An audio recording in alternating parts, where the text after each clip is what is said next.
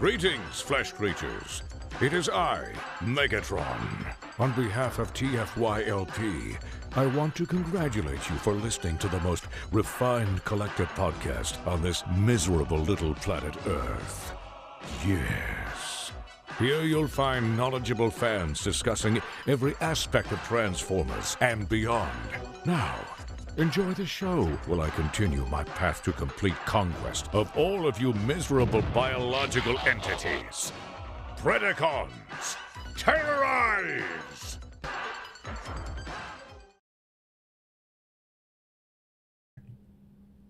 Hi, welcome to TFYLP, episode 624. We are live tonight.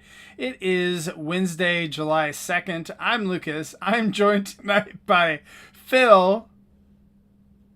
Howdy. And Paul. Oh, hello. And Serge. 2 weeks in a row. Yeah, look at you.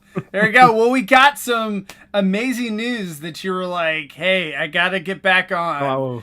Just so that I can talk about this amazing Your news. savior has returned. It was like the first thing I read when I woke up. I jumped out of bed. I'm like, this is incredible. You're like, hot Turned to my diggity. fiance. I turned to my fiance. I'm like, he's fucking back. He's back. There Like is Jordan coming out no of the irony.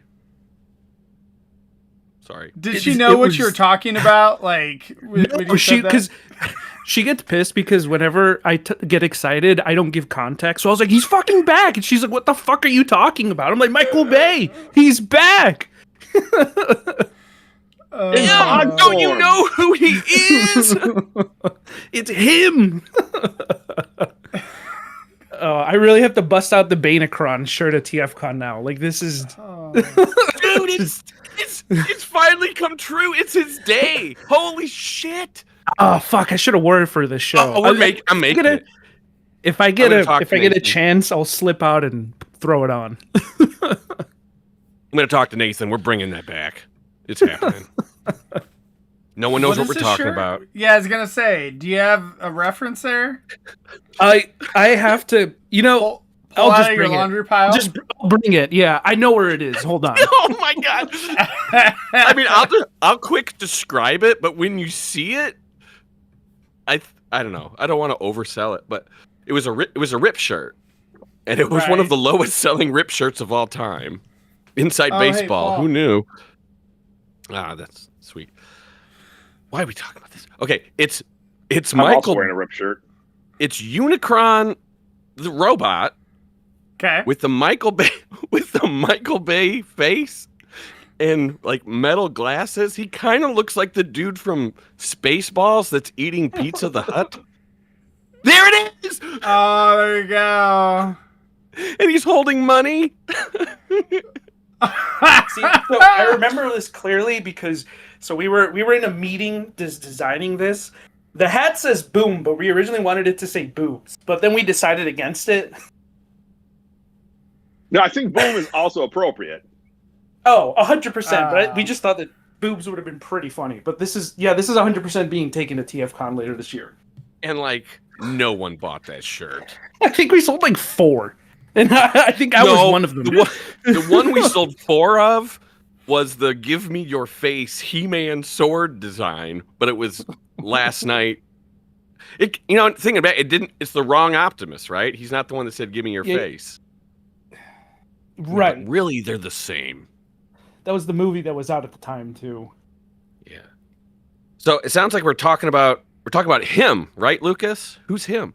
I thought we were talking about ripped apparel. Like, isn't that what the topic is today? Oh, god damn it! This is a Are we large. talking We're about an extra Optimus large. Prime? So him is Michael Bay. So the Redeemer is back, right? The The Dark Savior, Lord. Wow.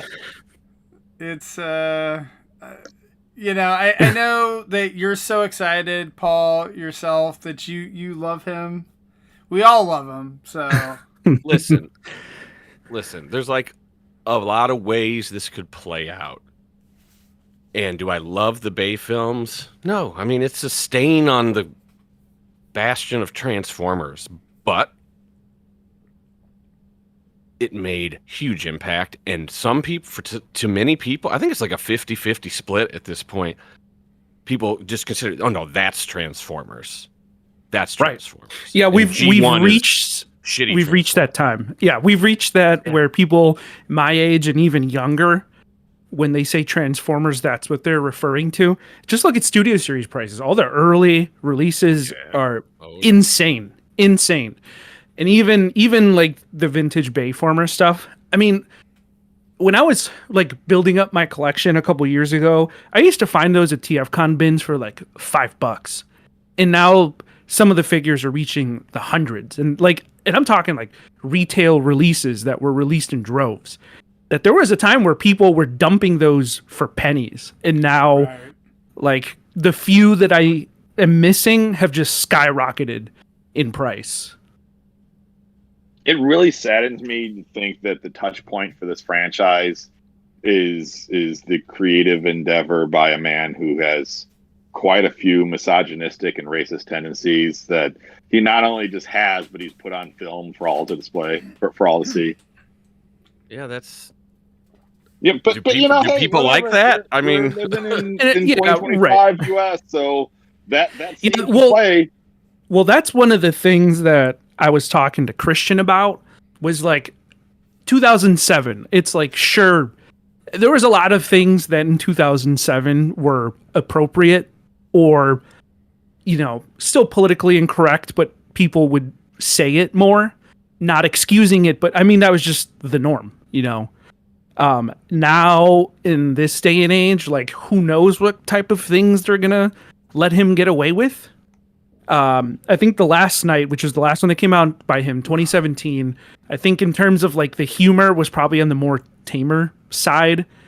I mean, it still wasn't great, but you know, at least there weren't, you know, just blatant like misogyny and shit like that. You know what was crazy? Sorry, sort of tangent, but like to see the chick from The Last Night grown up and banging hot in The Last of Us. I was like, how do I know this girl? And it was, you know, she was like a child actor in that movie. And I didn't even know she was in the show. Yeah, she's like the opposite, like the love interest, or whatever, for Ellie. Wait, it's not the Dora Explorer chick, is it? Or she was. I know she. No, yeah, she played Dora the Explorer. Yeah, she did in the live action. But it was. I mean, it's right. It's a lot to process because the first news that broke out, it was like it was like from a rumor website. I think it was a tweet that broke it out, and then fire just spread quickly, and then more reputable websites started posting it. Transformers fan sites started posting it. And it kind of went into, first it started off as a rumor, and then it's pretty much confirmed. And now they're saying that there's like 5 movies in development, even though they just said at BotCon that there is no sequel to Transformers 1. But I mean, development can mean anything. Development can mean I have an idea. It doesn't mean that something's happening. I mean, look at the Star Wars movies. They announced like 5 movies, and then what? Like 5 of them got canceled. So when it comes to Hollywood, they could just be blowing smoke out there behind and just be like, you know, yeah, we have plans for something, but you know, it could literally just be, we want to make 5. It doesn't mean it's going to happen. Why even tell anyone? Like, that's way too much information for right now. Like, they had it made with like, yes, Michael Bay is back. No more fucking information. That's all they had to do. But when I saw the 5 movie thing, I was like, oh, we've done this before. And then they're like, and Josh Cooley, who just said there's no TF1. Like, it makes me wonder if like this all kind of happened really quick and people were like, oh, we're gonna move on this. Yeah, we're gonna make another movie. Yeah, I guess somebody within the studio probably saw that the thing was catching fire, and they were like, fuck it, just release the floodgates and see what happens. Because I mean, it was everywhere. It was. But how much of that is like official? Like, how much of that is like a press release from Paramount? Nothing's been official. Yeah. Okay. I mean, I at least feel like Hollywood Reporter is a website I saw Michael Bay news on. Right. So like I'm going to take that with like more of a grain of salt. I'm going to take that with more validity, I should say, than I would like a Transformers fan page. You know, so I don't know. Some of the other stuff I did read the other stuff. I don't remember where I read it. Maybe that was also in the same Hollywood Reporter article or Variety, whatever. But yeah, I mean, there's I don't know. Like 5 minutes ago, we all thought Michael Bay was making some skibbity toilet movie. That's still in development. The script is done. He is. And like he claims he's not doing it, and other people like studios are like, no, he's making it. Phil, what are you talking about? I've seen him make videos talking about in the studio. Oh yeah, I'm bringing you skibbity toilet. And I've seen other articles like Which is Google funny. it right now. Google it right now, and it's like him claiming We're he's not doing it. witnessing the golden age of Bayhem. Well, it's the golden Yeah. age of disinformation at the same time. Well, are you okay? So what are you saying? Are you saying the Skibbity Toilet movie was a cover for fucking Transformers 56? It was a code name. I don't know. I mean, I don't. Maybe- I don't, like I am literally in this moment right now, not knowing what I've seen, which thing that I've seen is real and fake. Listen, we should all be fired for this conversation right now. We should. None of us should be on a podcast. We don't know anything. Like we don't have any facts. I don't know what to believe, Phil. You just blew my mind. And this is how we go for an hour or whatever, and don't even have any actual facts. So what if Michael Bay 'cause is podcasts are actually always, like, 100% developing factual. a co-branded Skibbity Toilet / Transformers movie? Maybe that's one of these 5 projects. It could happen. I've seen weirder things happen. Anything is possible as of. But you're telling me that that's not the G.I. Joe crossover movie. Well, Rob wants us to explain what a skibbity toilet is. Ask like a 12-year-old that you know. Ask Lucas. He had to explain it to me. I don't know, man. I just see they had toys at Walmart. I just saw them today at Target. Yeah. They got the $50 mystery packs and that $50 I don't know. toilet. What's funny is my kids don't even like Skibbity Toilet, so it's like I don't No. know who it's actually for. Yeah. It's definitely waned in popularity. Paul? I know we're probably going to keep talking about Bay, but I was at a toy show all this weekend, and there was actually what I feel is an even bigger story than the Bay thing for Transformers. And I talked about people about it all weekend. Kirkman? The cartoon, yeah. Like, Kirkman's Ugh. going to fucking... He's making basically the Invincible... He's doing... Whatever they did with Invincible, he's basically rinse and repeat with Transformers, G.I. Joe, and the Void Rival. Not the Void Rival. The Energon universe. Well, that's The what Energon when Yeah. we first started this show. That's what earlier Talib was saying. He thought that's what we were talking about. Well, that's the... To me, No, that's we're the not bigger talking news. about G.I. Joe.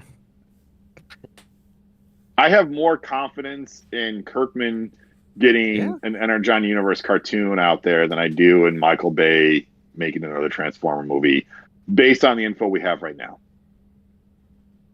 Agreed. 100%. I mean, it's supposed to be animated, and we already kind of know the story, right? Because we have 2 years of it. I mean, it seems really quick to do this, but this is clearly the plan from day one. Well, I mean, that's, I think, one of You the should have reasons Nick why on you for go that. with a company like Skybound and Kirkman is that he's got The Walking Dead and that whole universe. So he's got all the Hollywood connections with that. You know, Invincible, he's freaking working with Amazon on Invincible. You know, so he's got a boatload of connections with that. And then, you know, you bring in Hasbro with their property that you know, is a fucking pet project of Kirkman's, that he loves Transformers. And so now he's going to Nick be writing always the said book. this. Yeah. His whole, since I've known him. Like, he called all these things, and he called this with the Energon universe when it was first announced, too. Yeah. So, I mean, this is, to me, very welcome news, not 100% shocking, but also one of those things that, like, in development can mean a whole lot of things before we actually see it on a screen. I just wonder what that'll look like, because there's so many different artists that have already touched the book, and they're not, you know, animation artists. Like some of their art is easier to animate than others. Right. And I wonder what the aesthetic will be. Like it could be super cool. I mean, I want I to am hear super J.K. stoked. Simmons is the voice of Optimus Prime. Wow. So has Kirkman done another animated series? The Invincible, was Besides it Invincible? animated? Was that an animated Invincible's series as animated. well? Okay. Yeah. Isn't there an animated Walking Dead series too? Yeah, I don't know. I don't think so. I don't know. I don't follow it much. So. There's like 15 Walking Dead shows at this point. I don't Mm. keep up with all of them. Yeah, I let's mean, talk about 10 clearly years we're ago. going to get a toy line of these toys. Not like right away. I'm not like it's just they will have But so much invested into this that it's going to become for a while probably like the main toy line. It's like because Well, we already STC have G1 looking toys. Yeah. How different Got could they the make them? STC Void Rivals set with Jetfire coming. That thing looks like it's going to be. Well, What? listen, they're on. We know up to Age of the Primes, and they said, "Oh, we're not going to do a trilogy." And they have had a very repetitive history of that. I think it's because they're like, full stop. We're going with the old '80s style cartoon on toys on the shelf or the cartoons on the TV, and on the phone. So if they can pull that shit off, they're gonna nail it with this. Yeah. Can Well, it come good with an luck with that. accessory of like a dude walking in Optimus's chest? Probably will. Yeah. They'll probably come with the fucking deer. Oh, he steps the on. deer. I mean, this is fun for me to talk about, but so that's why I think this is kind of more interesting. But we can do the same speculation on the base stuff. I want a unarticulated Teletran 1 Skywarp where it's just like the block. Someone's already made that as a print. I'm sure. You take apart the Earthrise, like some certain parts of the Earthrise toy, and you put the Teletran 1 head on them and stuff. It's pretty rad. Cool. My question Yeah. is that, even with the backing of Kirkman, like how big of a hit can this be? Like, is it going to break through? Because I feel like, a lot of the animation and cartoons, like really, like how many cartoon series recently have been big hits? Well, if it's good, it'll pick up. I mean, look at Invincible. Like, it was Invincible great. is huge, even though Lucas has never heard of or seen it. Through word of mouth, it blew up, and then people started going back and buying trades and reading more book. Right. But yeah, the show was huge. I mean, there was people who, even in my circle of friends, who never picked up a comic book, were watching it. Mm-hmm. I mean, I think it's going to depend upon where it's at. If it's on Paramount Plus, that might be trickier. Right. Because like I feel like only old people get Paramount Plus to watch like the Right. Landman. It could be on. I bet it's going to be on fucking Amazon, man. Why wouldn't it be? Kirkman's already had a relationship there, and if it's successful, they'll just do it again. The Hasbro relationship is a different thing. I don't know. If it is on Amazon, I think that you'll have more eyes on it than you would on Paramount. Paramount would kind of be like the last one I wanted to go to, like that or like Roku. Mm. If it's on Netflix, if it's on Hulu, I don't think it'd end up on Disney Plus. But it's on Amazon Prime. I don't think it'd be due Paramount because the movies are on Paramount because they were involved in the development. But and they just I guess they just gave Paramount a big cookie saying, "Hey, guess who's back, bro? Guess who's back? Back again." And then they're like, "By the way, we're going to do this other deal with another company because we're not enjoying what you're doing, but you won't notice that because it's cartoon versus a real movie." Yeah, and then they also have that existing relationship with Netflix from that other shitty cartoon that they made. Well, I'm not sure that exists anymore. I think I think that was the result of that. Is there is no relationship. It'll be Machinima website. I don't even know if that still exists. You gotta watch it on YouTube in like 10 different parts. Yeah. Is there a way that they can 140p. somehow shoehorn the reactivate toys into this toy line as well? Doubt it. I don't know. Tully was wondering if maybe they could do that. So No, that game is done. It's dead. Right? Game was Real dead upon that game was dead upon arrival. I'd love to know It the never even story. arrived. Can't even be dead upon arrival if it never arrived. Well, dead upon a conception. As soon as I saw the Facebook page of the company running it, I was like, this is not coming out. These guys have no idea what they're doing. Who did they manage to convince at Hasbro? You know what I mean? That they're legit. Like, that's Long crazy. gone. Guys probably got laid off 5 things ago, and no one knows why they were. No one was managing the project. They didn't know it was going south for 2 years. Like, there was no one at the wheel. And all they put out was the trailer and then like some tech demo, and that was it. That's all they got. But then it just showed up on YouTube. Like, all the cutscenes were just on YouTube one day when it was called Rise. I thought it was gameplay. I remember cutscenes first, and everyone's like, "What the fuck is this? Like, we have no idea what this is." There was gameplay. The Autobots are with the Decepticons, the Quintessons, and the bad guys. This is fucking crazy. It was a cool concept. It was just handled very poorly. Yeah. So yeah, Michael Bay, fuck him, and fuck everything he makes, and fuck all the people who like the stuff he makes. He's back. I can't believe it. I don't know. I mean, Talib and Zaldron think that Michael Bay was the guy that saved Transformers. So, well, they're wrong. Oh, yeah, I mean, there's no doubt about that. The franchise has been saved multiple times. Right. It didn't need saving. Yeah, that's my whole thing. It didn't need saving. He just fucking gave it drugs for the first time, and it went blew it up. And no one ever saw it again. That's true. That's great. The Transformers movies is what happens when you give Optimus Prime meth. I was thinking heroin, but what? Pick your poison. No, because heroin's too sleepy, too slow. No, this is meth, and or bath salts for that matter. I mean, if you're ripping a dude's face off, you're on bath salts. Sorry, any commentary I have on that would be made up. So where's Peter? We need a Florida man to talk to us about bath salts. I am generally, like, me and Sergio are on the same side of the fence here, for real. And I mean, did we not talk about this on the way up? Like, seriously, like on the way back home from BotCon? We might have mentioned it. We might have made an off comment, like, what if he comes back, or what if they just? Did you we could have will this into existence? It's all we could have. Me and Christian have willed things before, so we could have. That's what was so strange about when I saw the news. I'm like, what? No, that didn't just happen. Yeah, it's going to be interesting to see how it happens. Like, are they going to continue the Bayverse? I mean, the last movie, and then in a cliffhanger, they had some good ideas. They just executed it extremely poorly, and they tried to do way too much within one movie. But so who knows if they're going to continue on that? I mean, doesn't Age of Extinction continue the Bayverse? Yeah, but it was 4.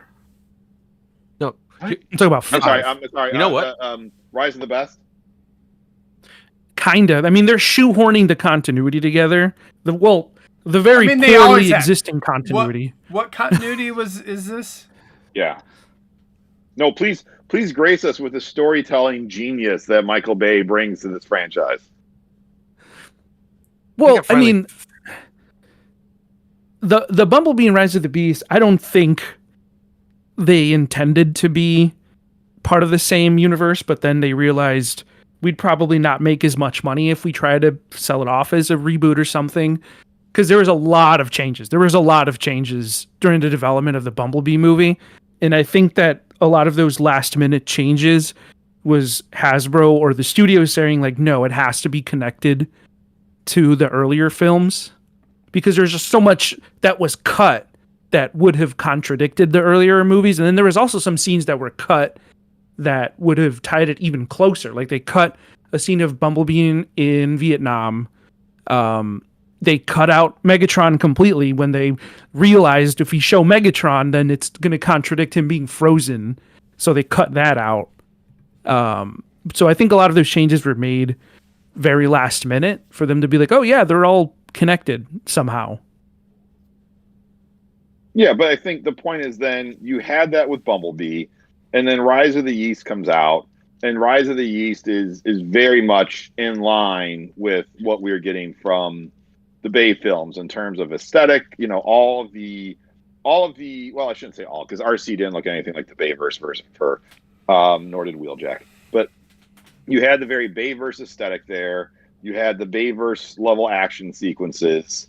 You know, you had the bloodthirsty Optimus Prime. So I mean, I think you had, you know, what is designed to be a at a minimum spiritual successor to the Bayverse and Rise. Right, but what I'm saying is, are they going to continue where 5 left off if this happens? That's what I'm saying. I think they're going to try and merge it together, because you had, guess what? You had Unicron in both. The answer is yes, Sergio. Yes, it is 100% going to be that. And it makes me wonder: are they going to redesign everybody, or are they going to continue with the more? But what aesthetic are they going to go with? Because there's similar aesthetics, but they're not the same. It'll probably be way more. It'll probably be what it should have been in the beginning, right? Which is kind of what Rise of the Beast, kind of what Bumblebee is. I think they will just they will go backwards to go forwards, kind of. Yeah, I think it depends on who's in charge. I think it's Michael Bay who's making the call. I think it's Michael Bay, Phil. Yeah, well, I mean, here's the thing, though. Here's an interesting That's who's in charge. It doesn't depend. It's no.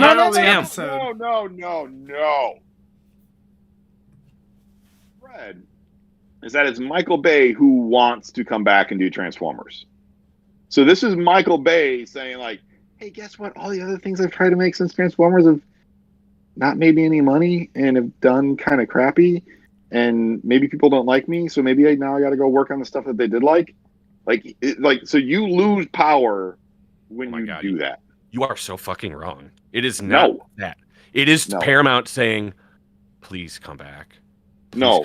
I have read. We have tried so much shit that has not worked, and we're limping along, and we know that we put on our clauses, we can't continue Transformers 5. We have to make these shitty prequels, and clearly they're shitty, so please come back and finish it. Well, the report said that he was the one who initiated the talks. Yeah. Well, he might have just said it's... That could easily be, okay, I'm ready to talk now. You know? Like, I know he's struggling. He did produce the last few. Yeah, he's there. He threw him a bone. You know, this can be a mutually I disagree with you, beneficial Phil. setup.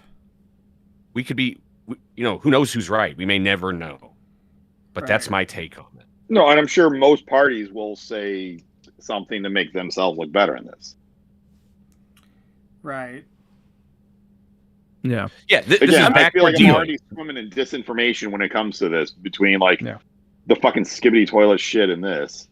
Well, I'm just reading between the lines, using my gut. So I mean, I'm reading the actual lines versus just in between them. I think if you read the actual lines, there's information there. When you read in between the lines, it's just white, empty nothingness. That's all I need. I don't need everything else. Just tells me what to do. I come up with it on my own. Yeah, I know. You're from Iowa. You're used to just empty nothingness. I think my burning question is, will he have a leash, and how short will that leash be? Because Hasbro is a completely different company now than when he was making movies. And so it's that's what I'm curious of. Is none of who at Hasbro is going to stand up to Michael Bay? Aaron Archer didn't. Oh, Aaron Archer is nothing compared to a dude like Michael Bay. We look at Aaron Archer and be like, dude, you're fucking amazing. Maybe Michael Bay looks at Aaron Archer and is like, oh, can you go get me a cup of coffee?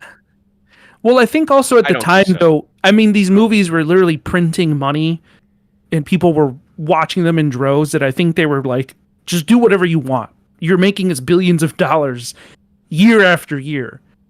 But they didn't have to do anything. Like, they're just like, hey, he's just let him go. Just having a leash on someone is fucking work. So, you had to tug it a few times. Each movie kept making more and more money, and the last few tapered off. At least the ones he directed tapered off. They still made a profit. So I think... Yeah, the other thing, if something's on the upswing and you make any change to it and it's something, no one knows why this stuff happens. They can't predict behavior. So if something goes wrong and you were the last person to touch it, you're fucked. So let me ask you. Let me give you guys a comparison, and see what your thoughts are on this. Is Michael Bay currently in M. Night Shyamalan status?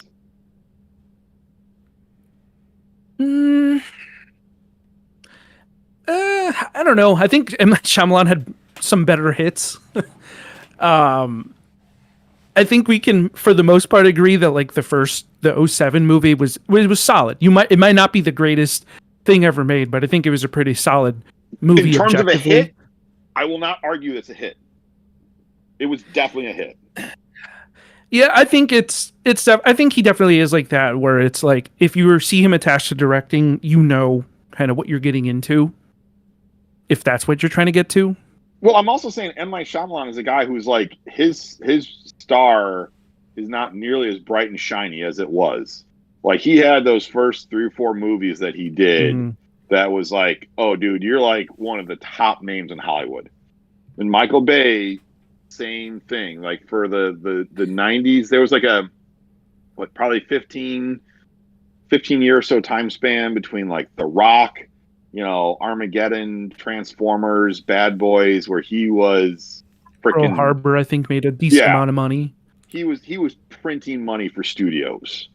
And what has he done recently? He did Ambulance or something with Jake Gyllenhaal. Like that's kind of the point, man. Right now. Like you got to really like sit there and look up what the fuck he's made since The Last Night. You shouldn't have to do that if he's still like this big guaranteed blockbuster draw.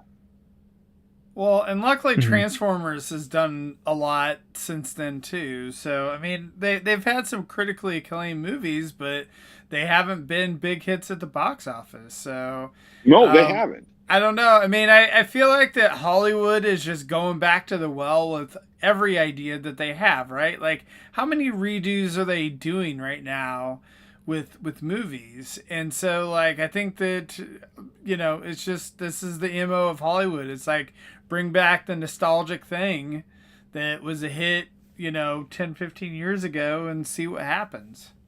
I mean, I get it. Like, one of the biggest movies this year has been Lilo and Stitch, But then again, what's one of the other big movies that's got like made a boatload of money and critical acclaim was Sinners.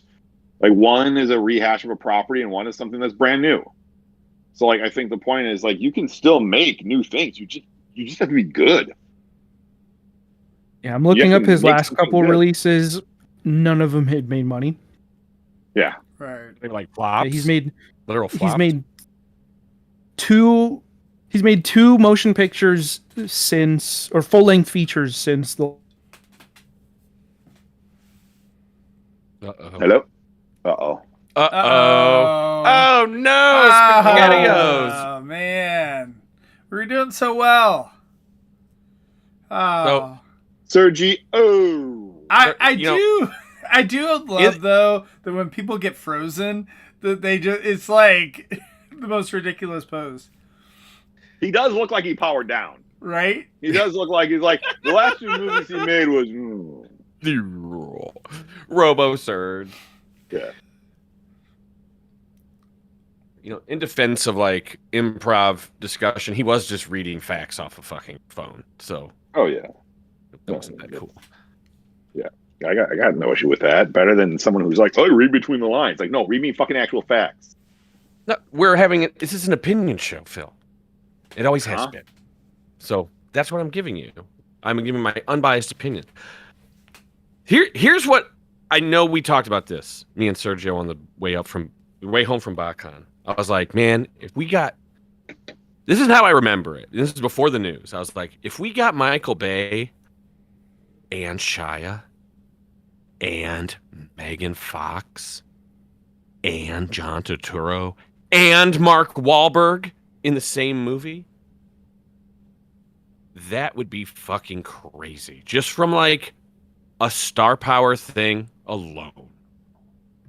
And I have that's another theory that I want to throw by you, and I'm not saying you're wrong. Well, I wasn't really done. Okay. Well, yeah, I'll let you finish. I was All I'm excited saying, about my point. I'm just talking about like you put though they already got Bay now. If they can get the rest of those people, it's gonna be like one. I don't know. So there's other movies where it's like American Pie. It was hard to keep all those actors together. You know what I mean? Right. But it kept cranking out fucking sequels. But if they could go back really to the well, cheap to keep them together. At this point, yeah. Avengers that's all I think. Avengers might be the better comp. That's all I'm trying to say. If they and we've hit step 1, maybe we get to step 2 and 3. Maybe we get there. And that I'm clearly disregarding everything Transformers fans care about, which is characters and universe and colors and whatever. You know, I'm just talking about it from a normal person's standpoint. That would be cool. Story, we have no idea, so I don't even want to comment. I would, if a betting site had the odds on this right now, I would put money that Sydney Sweeney is going to be in the next Bay versus Transformers movie.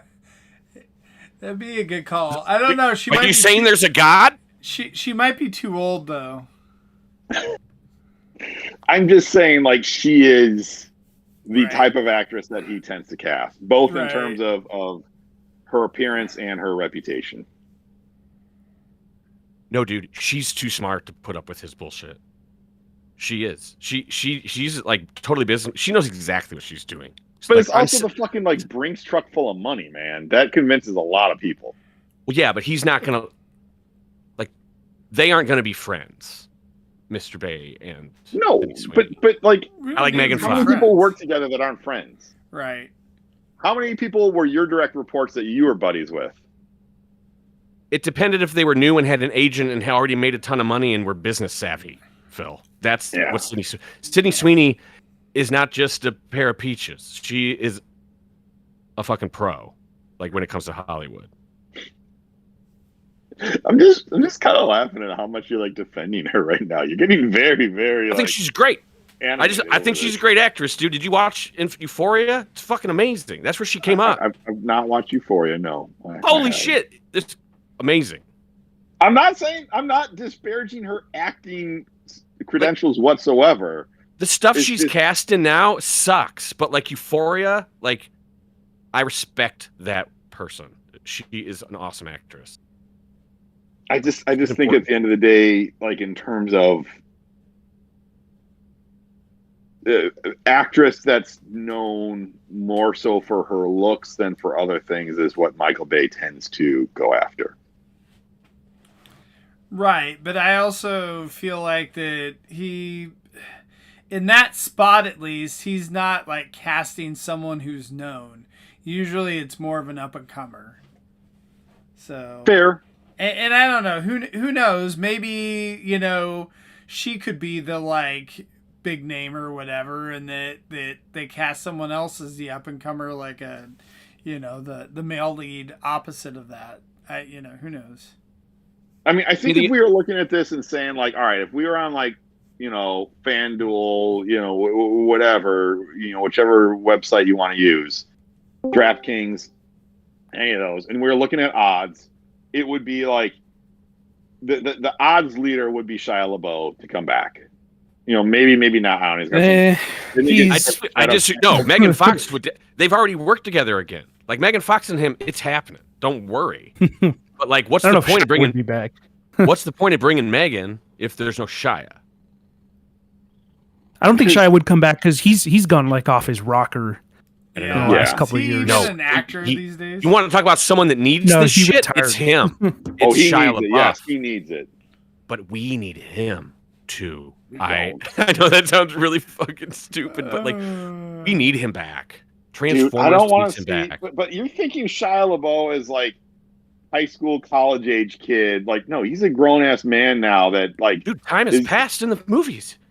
He can be Shia LaBeouf can play himself in the movie as Sam Witwicky, and it will work.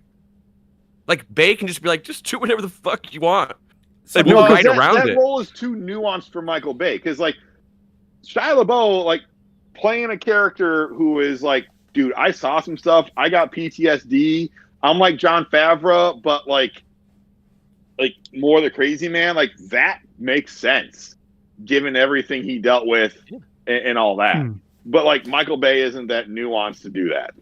Well, as of 2023, We're he was speculating. baptized. He was baptized as a Catholic, and it said that he wishes to enter to become a deacon. So well, he's a holy man now. He can still do it.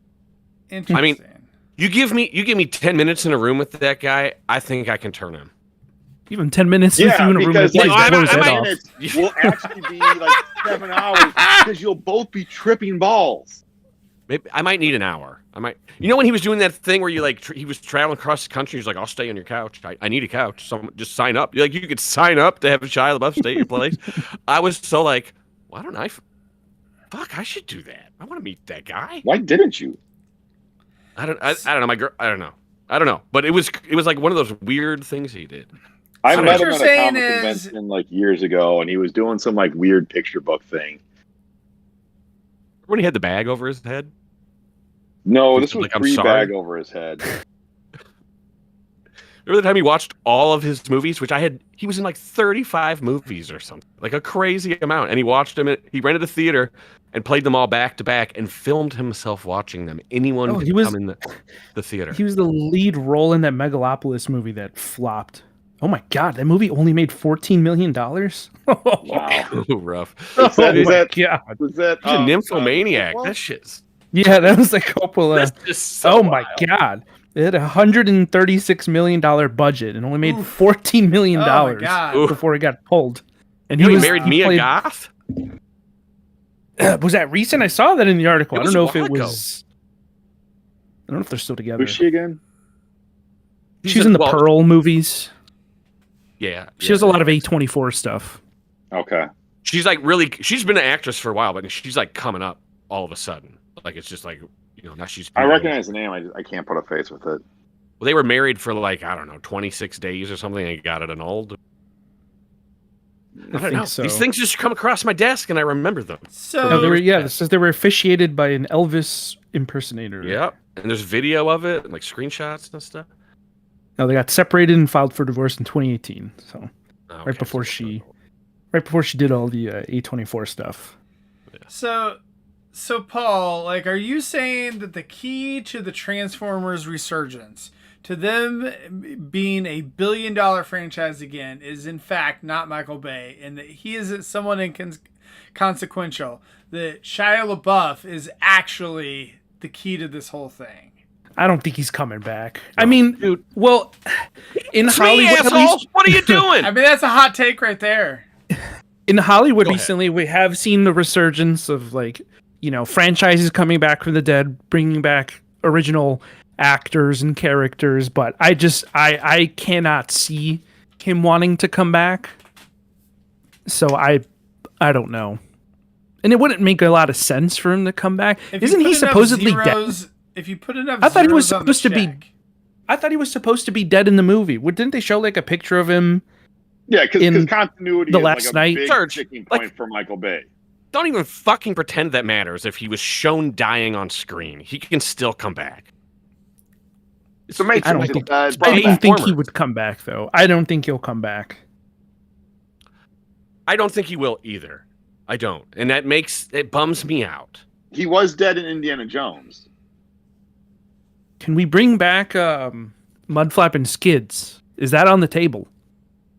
I think you're gonna have to in this day and age. Like, if you make a new Transformers with Michael Bay in this day and age, it's going to very heavily cater to a certain political crowd.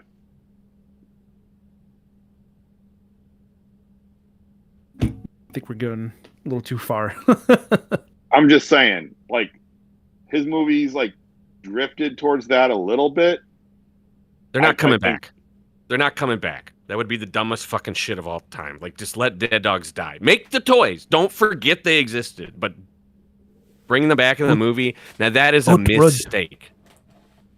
I can't read. Yeah, anything can happen. That's the craziest part, is that anything can literally happen. Yeah. I mean, you never know with Michael Bay, right? So what was your question you directly asked me, Lucas? I really wanted to answer it, but I can't remember. So the question that I had is that the linchpin of this franchise, of it making $1 billion again, is actually not Michael Bay. Is it actually Shia LaBeouf? And that is the key to this whole thing. No. No, the answer is no. It's the combination of all of them. And Phil's going to groan and cringe and turn off his camera. But it's like wanting to go see the Smashing Pumpkins again. And when I say that, you know what the fuck I mean. I mean the 4 Smashing Pumpkins that I've never played together since 1998. For many reasons. So I want the band together. I want Michael Bay. I want Shia LaBeouf. I want Megan Fox. And you know what? I just threw what's his name in there, Wahlberg, because like he's the next star. That'd be cute. But really, you just need those 3 people. They are very important. And all of them together is better than either of them, individually. I want Shia over Marky Mark. I want them both. I want them both. No, you know who I want instead of both? Shia's parents. Oh, Yes, from 100%. the original movie? Yeah. There you go. 100. Yeah. Are they still alive? I think the least likeliest one to come back, I would say, would be John Turturro, because he's been doing a lot of really great and serious roles recently, to where I don't think he would want to be like, I don't want to be attached to this again. Especially with him. I mean, he was in Severance recently, which was a huge hit. He did a great job in the Batman, the Matt Reeves Batman. I think he's kind of established himself as now like a pretty serious actor that I don't think he would come back. John Turturro has been a serious actor since before you were born, man. Yeah. Like, I'm not trying to be like that guy, like you're young. I'm just saying, like, he's been a serious actor for a long fucking time. I don't think he'd come back though. I think he would. I think he could. Like, he's in Severance, which is like the greatest TV show. It's tough to say yet, but it's so far it feels like the greatest TV show of all time. Yeah, no, my cat is gonna like somehow in the podcast. He's coming back. I'm done. I know what's his face would Tyrese Gibson would come back in a heartbeat. He'd be first at the door to come back. Yeah, was it Josh Duhamel? Was that the other Sector 7 guy? Yeah. Now I can see Josh Tyrese Duhamel Gibson. coming Are he back and too. Fergie still married? No idea. It's crazy. It's wild. I don't know. Anything can happen. I don't know, man. I will see it because I'm not going to be one of those like Transformers dudes that's like, oh, I'm not going to see it. Like, I will see it, but like to me, if he made another one, it's like going to watch a train wreck. I don't think they will ever make $1 billion again. I think they caught lightning in a bottle when they did in the initial run. I just don't think they'll do it again. There's definitely franchise fatigue. There was non-existent marketing for Transformers 1. There was terrible marketing for Rise of the Beast. I don't see it happening where all of a sudden bringing Michael Bay back will make everybody flock back to see it. I feel like from my standpoint that, I've really enjoyed the recent Transformers movies, and it somewhat frustrates me that they haven't been a hit and that they haven't been culturally relevant the same way that the Michael Bay movies have been. So I don't know. Is there a way that we can somehow marry up Michael Bay but still make a good movie or a decent movie? Is that possible? Is it possible to make a good Michael Bay movie? Well, they tried. They tried with The Last Night when they said that they had a writer's room and tried saying that they had writers from all these great shows, and then was Kirkman part of that writer's room? There was like 23 writers at one point. They were saying there was like the guys that did like the Netflix Daredevil show were a part of it, and like a bunch of other guys that did some good stuff, and then it just turned out terrible. Yeah. Because I think what happens is no matter what gets written, I think Bay himself is like, well, we're going to do this instead because I like this better. Or this is funnier. We're going to make him pee on somebody because it's funny. Yeah, I mean, I think that's again like how much control does he have? Yeah. And I kind of feel like Well, you guys were discussing, like he had a lot of control in when he was making them. So I remember talking to Rick about this because Rick would say that Hasbro would send out character sheets, and it's like, here's the G1 character, here's their name, a small blurb, what they turn into, and then Bay would just do whatever the fuck he wanted to do. He'd just be like, okay, he's a Camaro now because Camaros are cool. yeah. And he was right. He made Well, Bumblebee, I mean, again, it was, Bumblebee cool. I was gonna say It was B lightning is in a probably bottle. B is probably more known as a Camaro now than a Bumblebee. Oh, yeah. Than a Volkswagen. I mean, than a Beetle. Yeah. Beetle, No, but yeah, sorry. Volkswagen dropped the ball on that one big time. Well, the joke in the first movie is incredible. I mean, just even Right. like going back, it's even better now than it was then. Like, look at this 40-year-old version. He was 50-year-old version. Look at that piece of shit Volkswagen. You know, like it's so funny now. And then they're like, well, let's make him a piece of shit Volkswagen again. Like, literally, he was all beat up, is what I'm saying. Not ragging on beat up.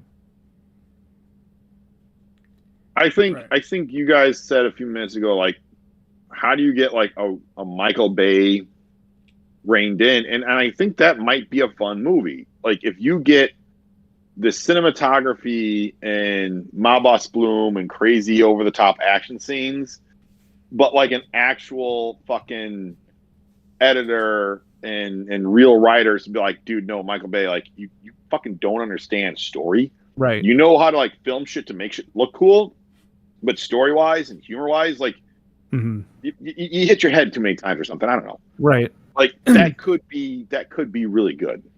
Right. Yeah, because Bumblebee, I felt, had a lot of the same elements that the first movie did, where, you're following a teenager with their quote-unquote first car, kind of watching them grow alongside B, which was the heavy theme of the first Bay film. And Rise of the Beast wasn't terrible. I thought that the writing for that movie was okay.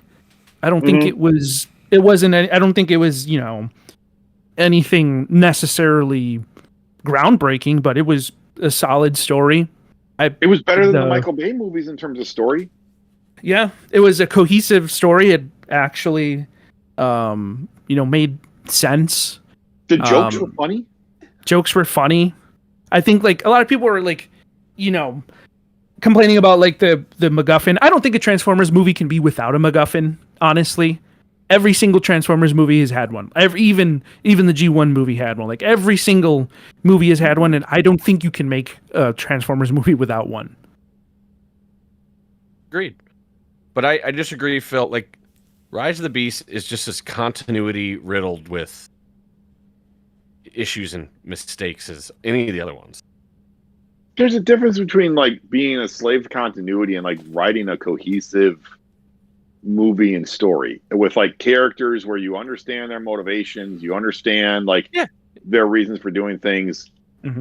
Rise did that so much better than than the Michael Bay Transformers movies did. 100%. I'm just saying it's not flawless. A lot of shit in that movie makes zero sense. Oh, I'm not saying it's flawless. I'm saying from a story and character development standpoint, it is much better than the Michael Bay stuff. And again, if you can get Michael Bay, like a somewhat neutered Michael Bay, to do his shit when it comes to the explosions and the action scenes, but like have actual writers just be like, hey, stop it, you're dumb. Right. That I think could be a good movie. Yeah, well, I think wouldn't he's that going to be on a leash. Well, I think maybe he currently has been on a leash because he's the executive producer of these movies. He shows up on set for some of them.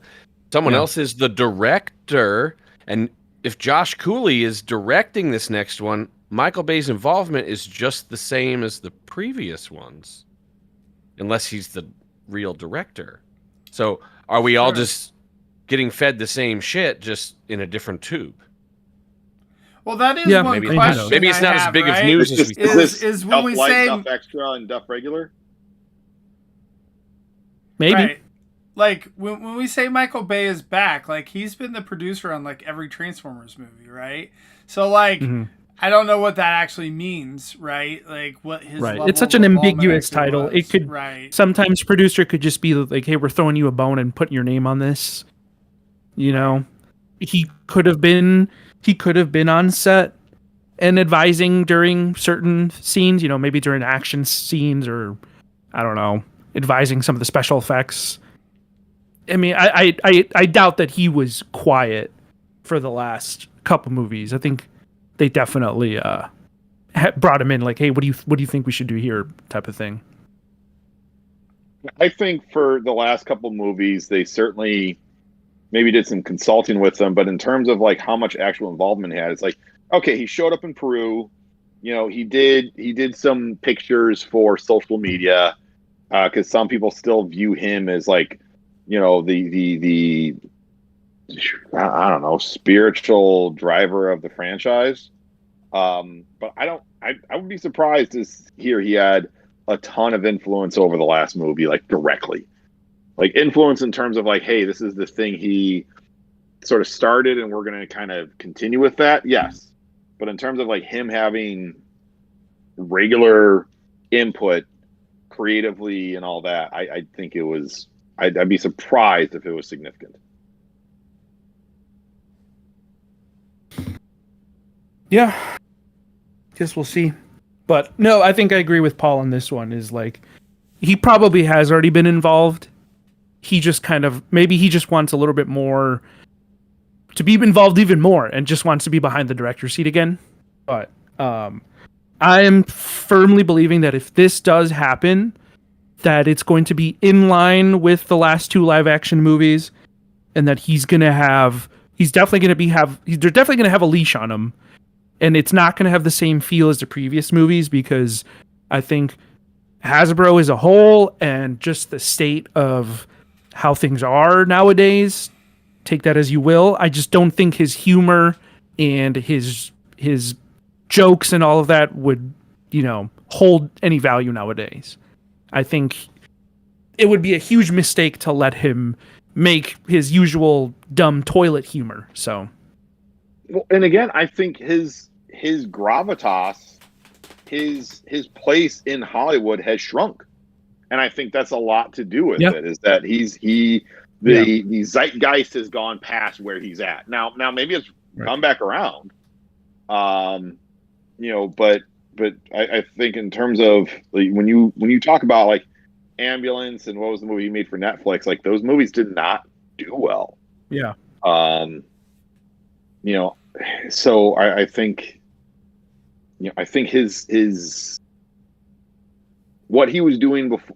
I don't think, again, I think it's easier to rein him in because he is not the guaranteed moneymaker that he was. 2007, he was a guaranteed moneymaker, and then after that, like, probably the next 3 or 4 movies, it was just like, yeah, seriously, dude, like, we'll just back up like a Brinks truck because we're all gonna. That's why they brought him in initially, because he had made those big action movies that did really well in the box office, not great critically, but they made a fuck ton of money. Yeah. And I think that the early films, especially the first 3, were lightning in a bottle. And I think that for the time that they were made, like, you know, that was just the state of pop culture at the time and just how things were going at that time. But I just, it's a completely different place. Hollywood is completely different. Hasbro is completely different. I think if he were to come back, it's going to be in line with the more recent stuff.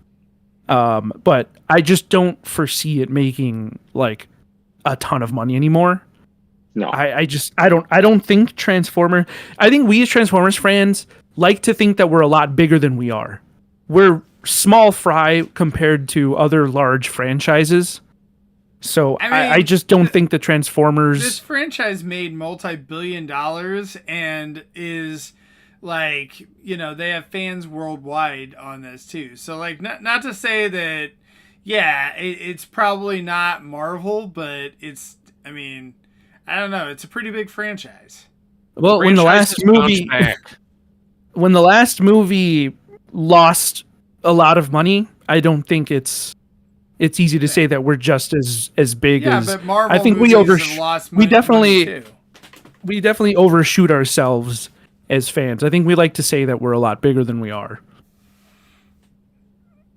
I think the fandom certainly surged to probably its largest or maybe second largest point. I don't know how compared like 2007, 2010 to the 80s, but it surged in numbers dramatically with his movies. I'm not going to argue that. I'm not going to say if they weren't hits. It's 100% ingrained in pop culture now, and I think it's a household name. But I don't know. I just don't. I think it would take a lot of planning and also time for it to be revitalized and get back to where it was with the initial movies. I think there's definitely a lot of fatigue. There's still bad taste in people's mouths. Transformers 1 was fantastic, but the marketing on it was non-existent. And so we've seen what this franchise is capable of making. It's just the stars have to align again, and I think that a lot of, I don't know. It's tough because, just looking back at movies in recent times, movies post-pandemic still make billions of dollars, but I feel like post-pandemic it's a lot less common than before it was. I think it's harder to make money nowadays than it was before. You just have, in general, you have so many more options for where to put your eyeballs. Mm-hmm. Right. I think that it takes a lot to get people out into the theaters these days. Right. And so you have to make the movie into an event. And so I think that's what they're trying to do with Bay. So. Right. I think that's what they would have to do is make it an event again, market the shit out of it, try to get some big names. It's just very unfortunate that Transformers 1 had zero marketing because they had the big names. That was the thing, is they had big names voice acting in it, but because of literally zero marketing, it did poor. And I think you're right with more ways to get eyes on screens. The movie did really well on streaming, but it wasn't enough for it to turn a profit. So I don't know. It's tough. I think they're going to have to reach. Yeah, it's streaming's so hard to measure though in terms of profitability of something on streaming because it's not like buying a DVD where it's like the studio is going to get direct actual money from that sort of thing. So it's funny because I go back and think last fall to the Wild Robot. The Wild Robot did not have a ton of marketing behind it either, and it did. I want to say it did better than Transformers 1 in the theater. Yeah. Both movies got critical acclaim. Yeah. I need to look up the. And Wild Robot's getting sequels. I didn't realize this was getting sequels. Is this a franchise fatigue sort of thing that we're trying to fight against? Mm-hmm. Yeah, Wild Robot made $334 million, and I think Transformers 1 only made under 100 or something. It depends on if you're looking at U.S. and foreign or. Made 129 worldwide, so about a third. Yeah, so Wild Robot did significantly better, and I don't. Maybe it's just what I'm watching. I don't feel like I saw a ton of marketing for Wild Robot. Mm-hmm. My wife and kids went and saw it. They liked it. I still haven't seen it. They want to go. Ton of good word of mouth, but Transformers 1 had a lot of good word of mouth. People I know who saw man, this is good. Well, I'm also wondering if it being animated hurt it. I mean, as fans, we definitely saw a lot of that, within the fandom, where people were oh, it's animated, or no, it's not G1 enough, or something like that. I'm not going to go watch. There's a lot of Transformers fans that just refuse to watch it. And then we even still have people in our circle of friends that just haven't gotten around to watching it too. So I'm also wondering if the general population, at least, or the casual fans, casual moviegoers, were like, "Oh, an animated movie? Like, is this really worthwhile seeing?" Not to put down animated. I mean, animated movies are there's a lot of fantastic animated movies in the last couple of years. A lot of them made a ton of money, but Transformers is, at least in Hollywood, has been a live action franchise. So I'm wondering if that had something to do with it. Yeah, I mean, I was talking to a friend today, texting, saying like, "Hey, man, go check out the new Predator movie on Hulu. It's animated, but it's awesome." Mm-hmm. And I literally said, like, don't let the animated thing, like, discourage you, because it's freaking great. Yeah.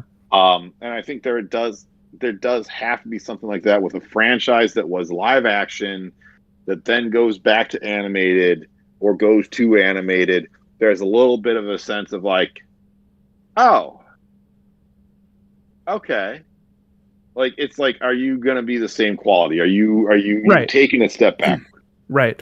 Like, one that comes to mind, to me at least, because it was kind of those where I kind of felt like that was, there's a Korean movie, Train to Busan, which is like a zombie movie, but it was really good because it had like a great plot. The plot for it was fantastic.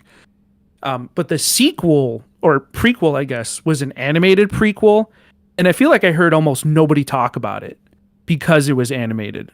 Mm-hmm. So I think there's definitely an element of that where it's like people are just like, oh, it's animated. Like, unfortunately, a lot of people, when they think of animation, they think like, oh, this is probably a kid's movie, or this is something I'm going to take my nephew to go see. Not necessarily, this is, it's Friday night, date night.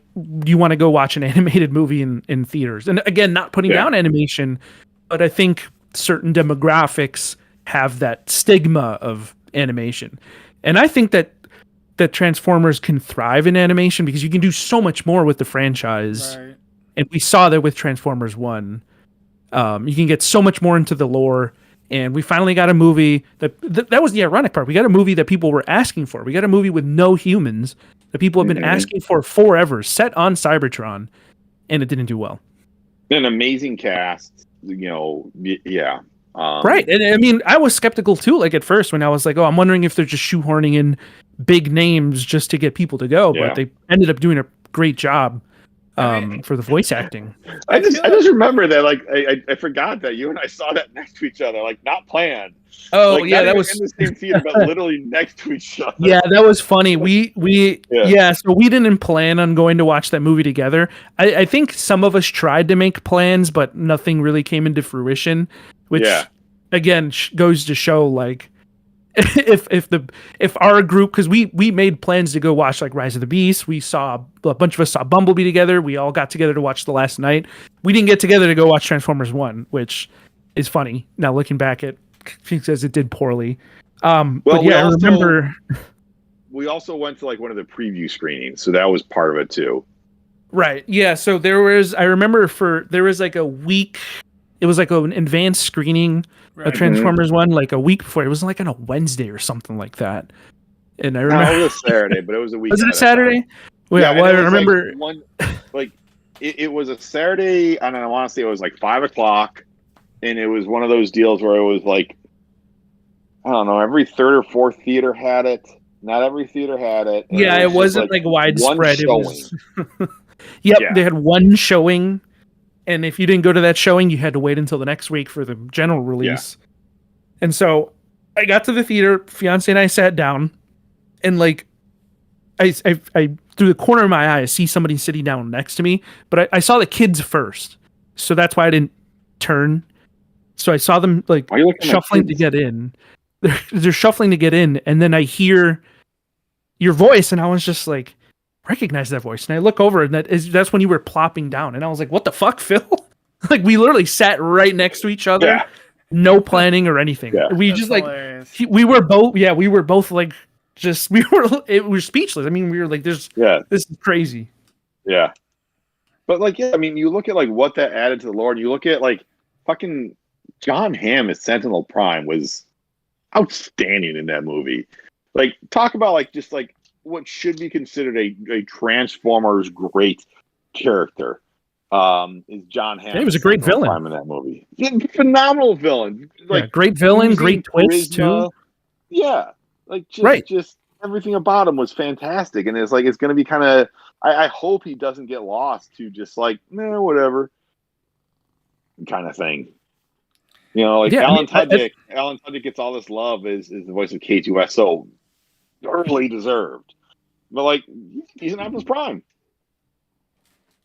I mean, the one guy from Game of Thrones is an amazing Megatron.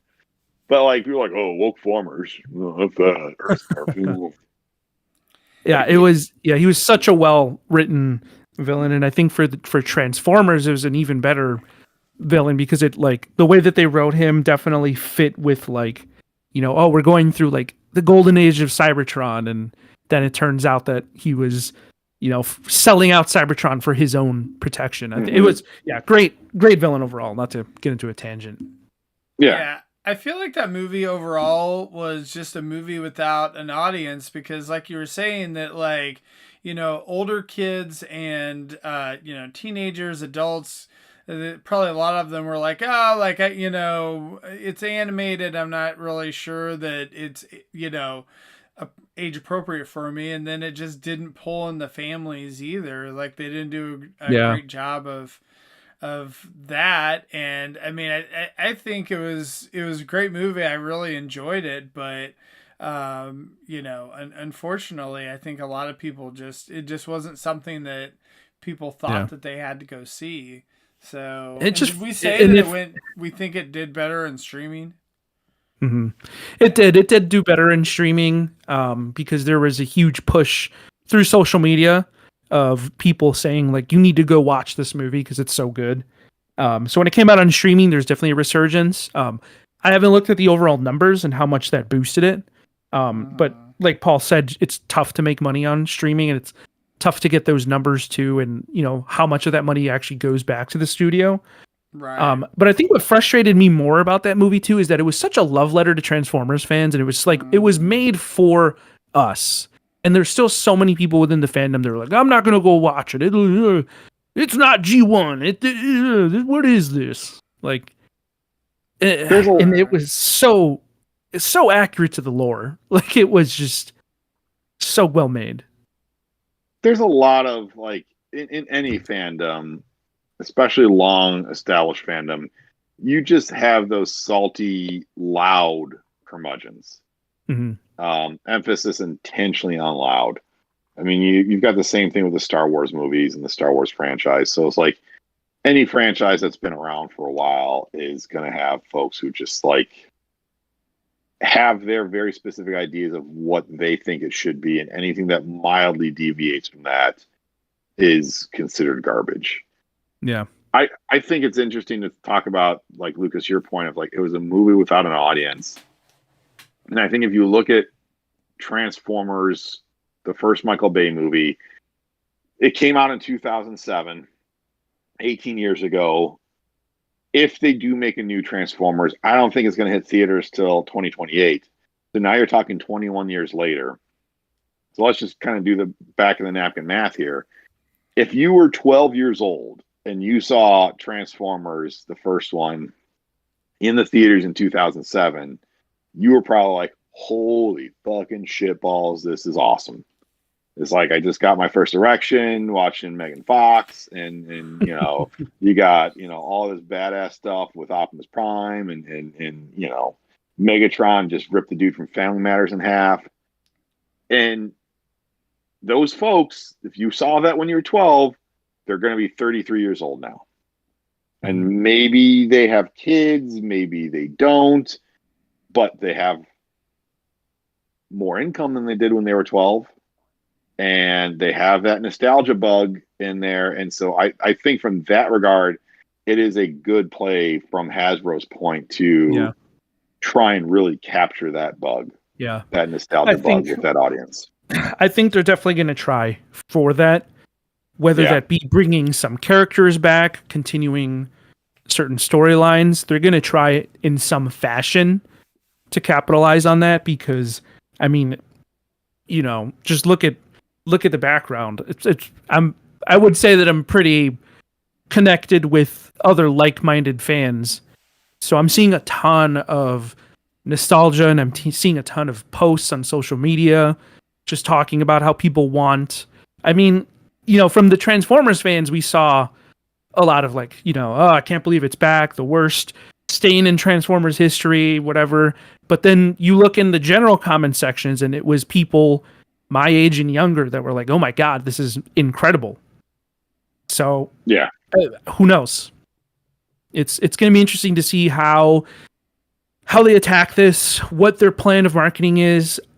Are they going to go full nostalgia? Are they going to throw in, like how the last Jurassic World, where they brought back the main three? Like, are they going to bring back, some of the cast? Are they going to bring back like Mark Wahlberg or something? Like, that's what I'm interested in seeing, is what direction are they going to go in?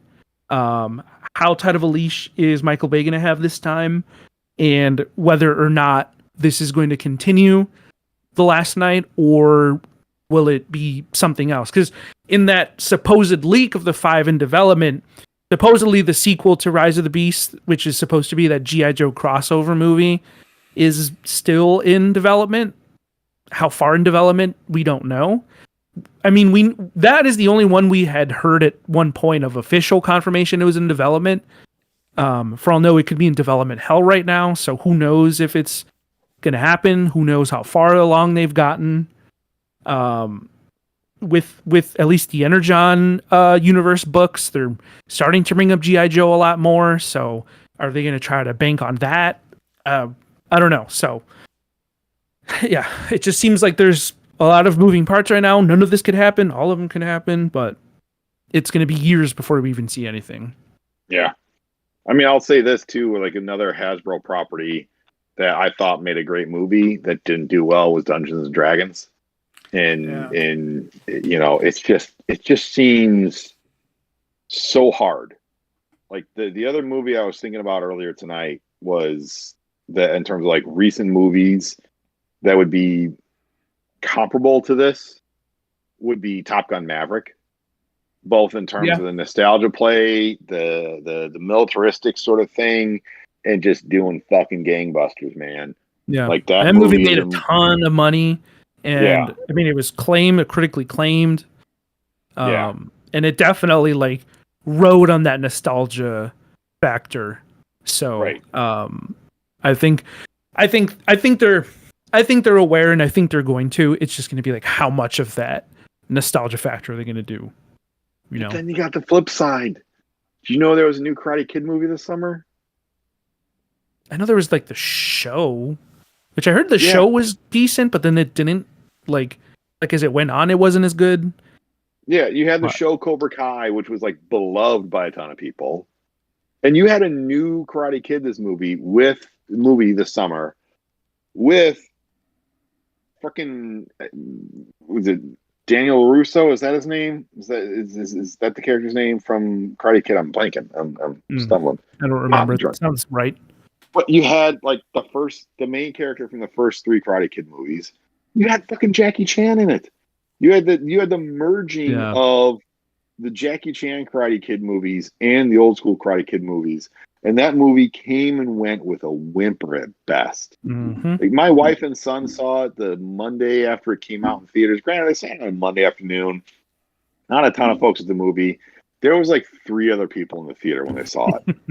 And like it was an Oak Brook, Sergio. Sergio, you know how there's like the Oak Brook 12 and the Oak Brook 4? Yeah, I always confuse those.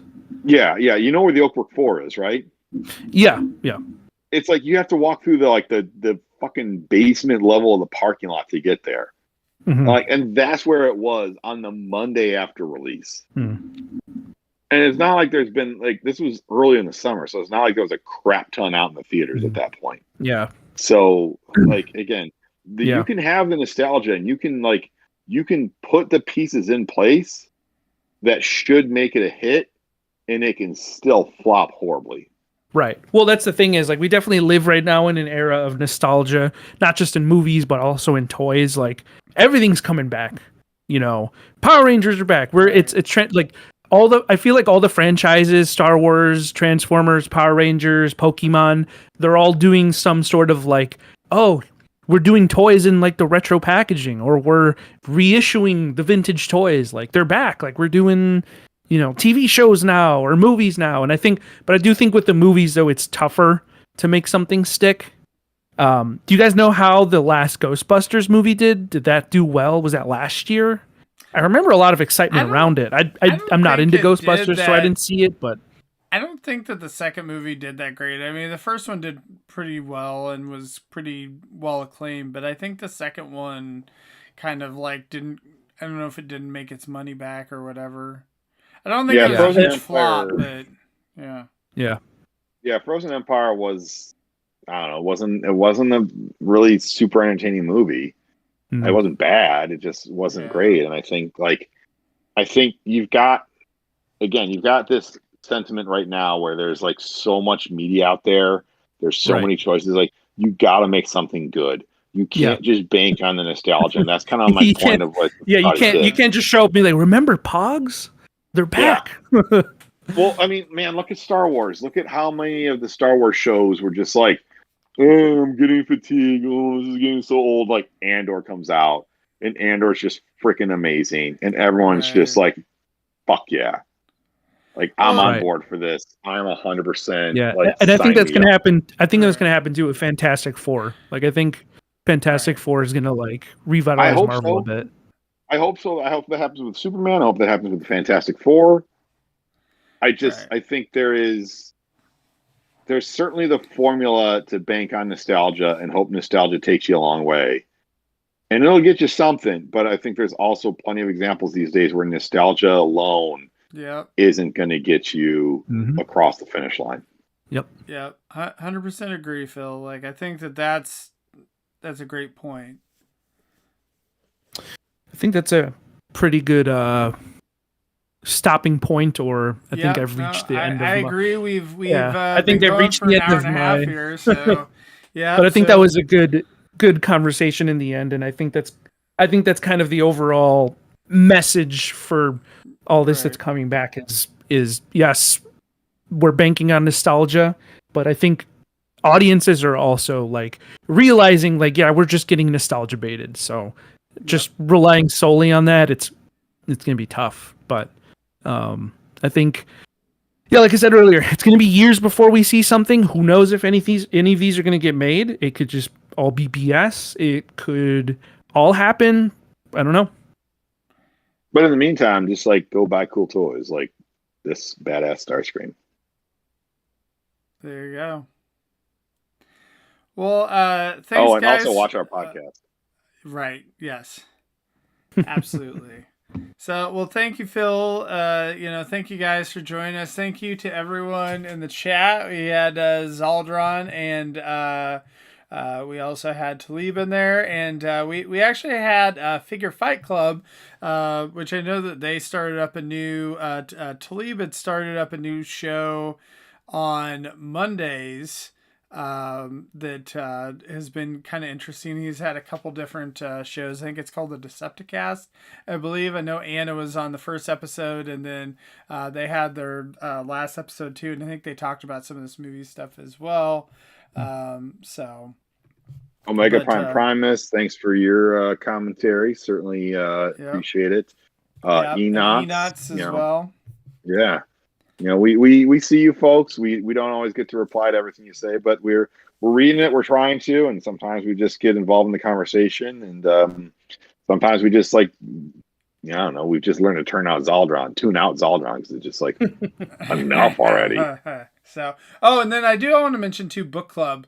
For those that don't know, so we have the TF Talk Discord that people can join, and on Sunday nights they meet and discuss different shows and topics. I think sometimes they're watching the show. I have no idea what they're actually doing right now. So apparently Anna says that Figure Fight Club are frenemies. I didn't realize that we were frenemies. I thought we're all friends here, but that's all right. So, but yeah, check that out too. So every night of the week, you can probably have something Transformers related if you wish. some media. So don't even have to check out. Unfortunately, it's not like the days when it was like, what was the Hasbro channel where every night of the week you just watch vintage Transformers episodes. Right. So anyway. All right. Well, yeah, it sounds like the book club had just finished up Gundam. So not sure what they're starting on next, but there's a beginning point for everyone if you want to join. So the newest Gundam show. Okay, yeah. Yeah. So all right. Well, thanks guys, and we will see everyone next week.